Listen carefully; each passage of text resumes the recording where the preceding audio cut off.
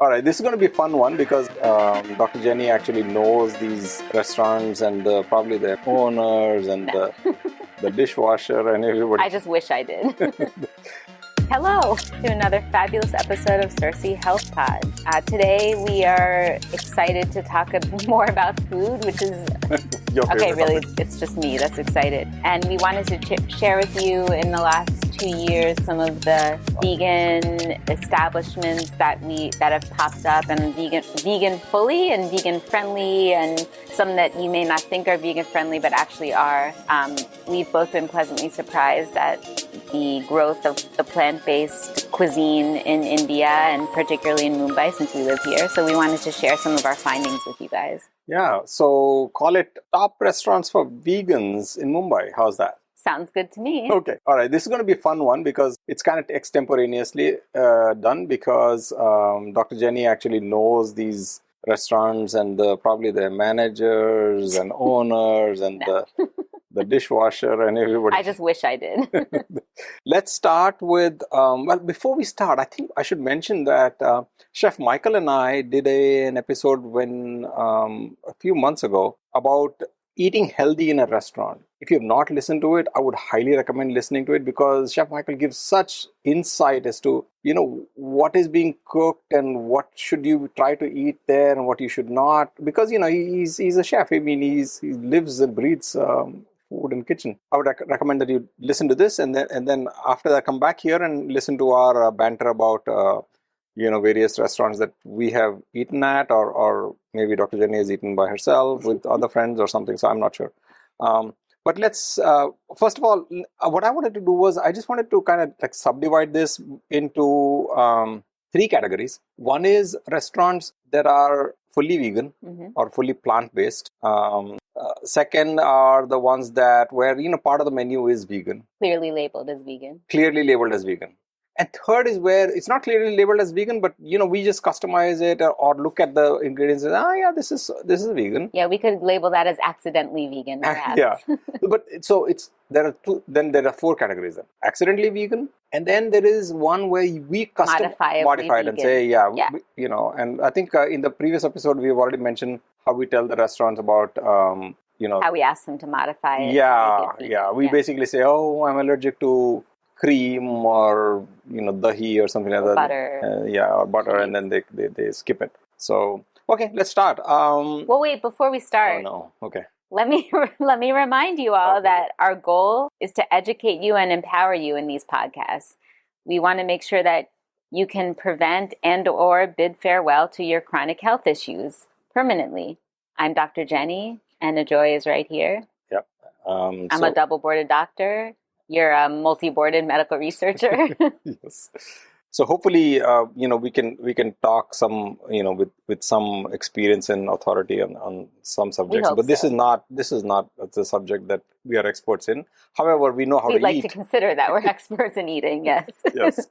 Okay. So my thinking is, why don't we start from the southern tip of Mumbai and move up? Is that okay by you? And sure. Okay. So.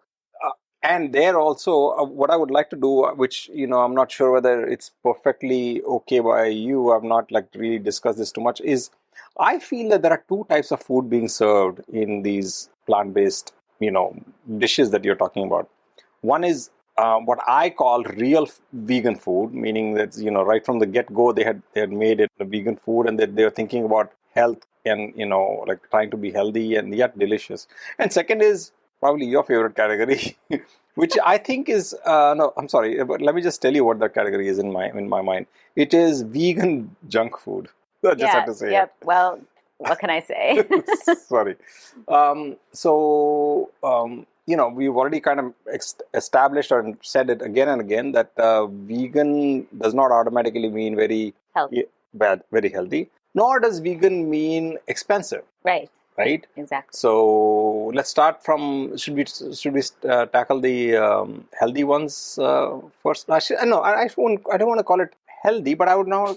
Go ahead. Okay, fine. You go ahead. No, I think starting in South Mumbai is a good place to start because that's where we began our Mumbai experience. We stayed in an Airbnb when we first permanently moved to Mumbai in Colaba, right? So So even though it was locked down, we did manage to discover a couple vegan-friendly places. And we ordered Swiggy Zomato, right? Exactly. And we got vegan food. So, we did, which is, people might be thinking, how can that be? Like, you think that it's vegan is something very exotic and stuff, but we managed. So maybe you can talk about some of the restaurants. I can think of one that I hadn't even thought of, but one that has become one of our favorites, even transporting it all the way up to Bandra, where we are now, is Atta Girl. So we started with it's a cloud kitchen. She doesn't have an actual restaurant, but and she's a doctor, by the way. She is. Basically, she makes pre-made, pre-fermented, pre-made, ready-to-cook batters, whether it's dosa batter, idli batter, uttapa batter. And what's different about what she makes, she makes the traditional one, but she also makes it with vegetables. My favorite is the vegetable one, and it's actually a pink color because it has beetroot in it and some other colorful vegetables. She also makes multigrain. She makes the traditional Kerala. Not Kerala, I think it's Pesaratu you're thinking about? No, not Pesaratu. She does make Pesaratu, which is one of the healthiest, types of dosa you can make. But the Kerala version, which is the what's it called? Appam. Sorry. So she makes appam. She also makes her own sambar, which is absolutely delicious and fresh, and she makes her own filter coffee concentrate. Decoction. So when we were in an Airbnb and did not have the ability to grind my own dosa atta, we were able to make it fresh. And so that's an amazing opportunity for you to have delicious variety of fresh and healthy. And I have to say that, her stuff may be expensive, but you have to keep in mind that she's actually putting a lot more fresh ingredients and lots more fiber than you would get from a restaurant that sells batter. Or from just, Big Basket or something. Right. So hers, I think it's worth the investment, and you'll taste the difference. Definitely, it's super fresh. And here's an example of something being inherently vegan. You may or may not have heard our Konkani podcast where we delved into South Indian food being inherently a lot of South Indian food being inherently vegan. So everything actually, if I'm correct, on her menu is inherently vegan without being, made to be vegan. I just want to mention one more thing, and that is all the restaurants and all these entities that we're mentioning, we have no affiliation with them. We're just excited about them. They probably don't even know about us. Nope. We just want to share the love. But we just feel that we should encourage this, and there are a couple of places like this in Bangalore also, but we'll maybe some other time. We need to research a little more. So we are only talking about 3 places. Yeah. Mumbai, we know a little better. So Atta Girl is one. That's South Bombay. So where else have you seen any other place in South Bombay? Yes, another place that we discovered once we finally were allowed to leave the building. I remember going is Suzette's Garden, I think it's called, or the Suzette's Bakery. I know it's Suzette is the name. So you can get fresh salads made to order. They have some that are already made, like different recipes. And this is not a pure veg place. You can get meat. I remember you had a craving for some salmon. So one of the day you got a salad with salmon. It's not just plain old salad. It has different grains and beans. And most of the things are dairy free. A lot of them are gluten free. Again, not vegetarian, but there are many, many vegetarian choices. And everything, what I like, is clearly labeled on the menu, which most of India, nowadays, most of Mumbai is, which is great. But very healthy, quote unquote, fast food that if you're not feeling like cooking, you can order and have a nice fresh salad or fresh bowl or fresh soup. There's also a bakery part, which may not be as healthy, but it's certainly delicious. That kind of brings me, when talking about bakery, talking about coffee, which brings me to my all-time favorite coffee place so far in Mumbai, Subco. I love the name Subco because they're sourcing their coffee and their ingredients from Subco, from all of India.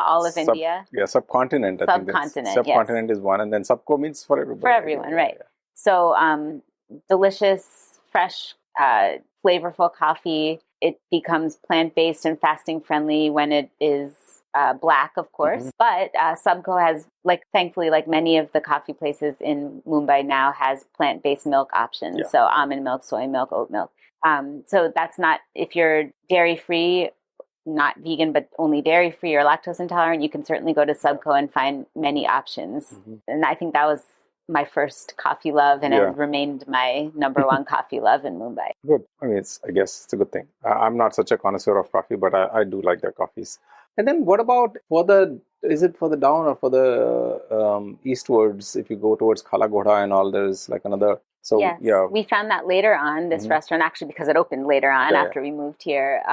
It's called Plural, and that's in Khala Ghoda Fort area. So it is, again, not only a pure vegan restaurant, but I think probably at least 80% of the menu is inherently vegan. And that's probably because he concentrates on the chef owner concentrates on Oriental food. So he's got like Thai, Vietnamese, Malaysian, Japanese, Chinese. Yeah. So inherently these things, just like many of the Indian dishes, are inherently vegan. So we did not go there saying, okay, this is a vegan restaurant, but we've been there many times, and everything is exquisitely presented, and they also have amazing cocktails too, if that's your thing.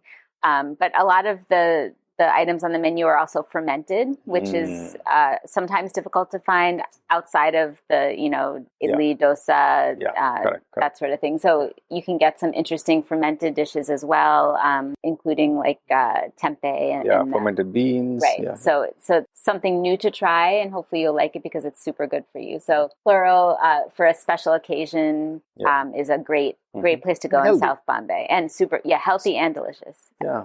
Let's move up further up. What's there further up? I mean, I don't want to mention like, there are some Chinese restaurants and stuff, right, in that area? Yeah, I guess still in the Colaba area. We ordered from a couple Chinese places and ate later when it was allowed. We ate at the Taj Palace. Golden Dragon. So they're again for a special occasion. But as Ajoy just mentioned earlier, a lot of the East and Southeast Asian food is inherently vegan. Also, again, assuming you don't order the meat dishes. So Golden Dragon at Taj Palace is super delicious and very easily plant-based if you look for just vegetable containing dishes or soups or dim sums.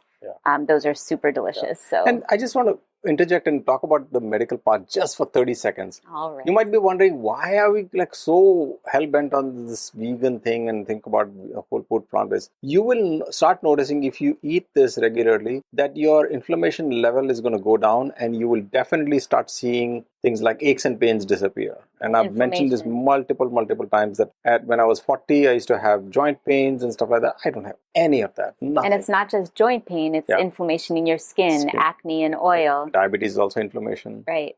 Inflammation in your gut, irritable bowel syndrome, inflammation in your thyroid, hypothyroidism or hyperthyroidism. Inflammation in your brain, memory issues, ADHD, inflammation in your GYN, your female organs, for us females out there, your PCOS, your infertility.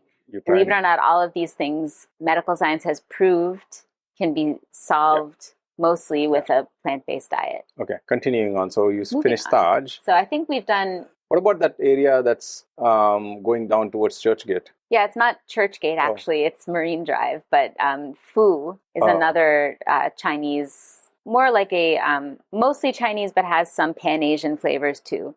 Also has a huge vegetarian part of the menu. The dim sums in particular are delicious at Pho. And just be careful, because right across the street from Pho is a delicious ice cream place that we sometimes cheat and go there also. But you can listen to our cheat meal and what to do if you fall off the wagon podcast, if that does happen to you. And it's okay. It's okay. Now that we've moved up to Bandra and we've been living here for 2 years, we can do a whole other podcast when we move to our shift to our new apartment later on. But let's talk about Bandra, because there's so many things here in this area. You jumped all the way to Bandra, I guess, but I did, that's okay. Because we lived in Colaba and we lived in Bandra. Oh, okay, fine. That's fair enough. I guess I could talk about Matunga, right? Yes. Which is one of my current favorite places, Ram Ashreya, which is again, like a kind of South Indian comfort food.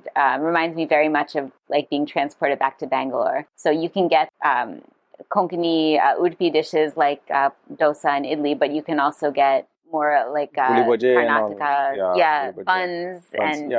So now these are not These would fall into Ajoy's vegan junk food category. Yeah. Most of them are inherently vegan unless you get something with ghee, which is usually clearly mentioned on the menu. I also want to do a shout out to their nimbu pani or sweet and salty lemon water, which is fantastic and also good for you and also vegan. So and boosts its immunity. Yeah, and they will make you black coffee if you ask too. So, because I have asked. So which that's is great in most restaurants. They'll do it. Yeah, and that you just have to ask to modify things. So, right close to it, very close to it, just across the street near the station is Ram Naik's. Oh, right, of course. How could I forget? Oh, I'm sorry.